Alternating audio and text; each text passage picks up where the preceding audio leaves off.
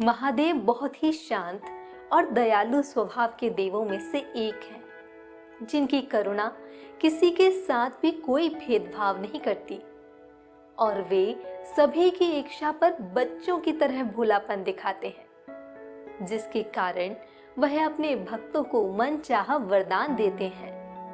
एक बार की बात है, गजेंद्र नाम का एक असुर था, जिसने शिव जी की कठिन तपस्या करके उन्हें प्रसन्न किया। तब शिव जी प्रकट हुए और ये वरदान दिया कि तुम जब भी मुझे पुकारोगे मैं तुम्हारे सामने प्रकट हो जाऊंगा। ये सुनकर असुर गजेंद्र बहुत खुश हुआ। इसके बाद कुछ दिन बीत गए और त्रिलोकों के सदा शरारती ऋषि नारद ने देखा कि गजेंद्र हर छोटी छोटी बात के लिए शिव जी को पुकार लेता था और ये विश्व के संचालन में बाधा बन रहा है। तो उन्होंने गजेंद्र के साथ एक चाल चली।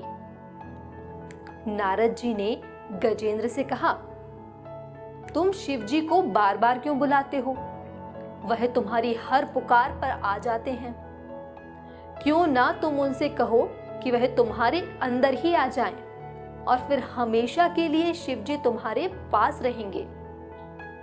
ये सुनकर गजेंद्र खुश हुआ और उसने शिव जी को पुकारा। गजेंद्र की पुकार सुनकर शिव जी प्रकट हो गए और शिव जी को देख गजेंद्र बोला, आपको मेरे अंदर रहना होगा, आप कहीं मत जाइए। ये सुनकर शिव जी अपने भोलेपन में एक लिंग के रूप में गजेंद्र के अंदर प्रवेश कर गए और वहां रहने लगे। फिर जैसे जैसे समय बीता, पूरा ब्रह्मांड शिव जी की कमी महसूस कर रहा था। कोई नहीं जानता था कि वह कहाँ है। सभी देवी देवता शिव जी को खोजने लगे और काफी खोजने के बाद जब किसी को कुछ पता नहीं चला तो वे विष्णु जी के पास गए। तब विष्णु जी ने स्थिति देखी और समस्या का हल निकाला। विष्णु जी ने कहा, शिव जी असुर गजेंद्र के अंदर हैं। ये सुनकर सभी देवी देवताओं ने हैरान होकर विष्णु जी से पूछा कि कोई हल है तो बताइए, क्योंकि गजेंद्र शिव जी के अंदर रहने से अमर हो जाएगा। ये सुनकर विष्णु जी ने हमेशा की तरह सही हल निकाला और एक चाल चली। चाल के अनुसार देवी देवताओं ने शिव भक्तों का रूप धारण किया और गजेंद्र के राज्य में गए। फिर वे बड़ी भक्ति के साथ शिव का स्तुति गान करने लगे। शिव जी का महान भक्त होने के कारण गजेंद्र ने इन लोगों को अपने दरबार में आकर गाने और नाचने का न्योता दिया।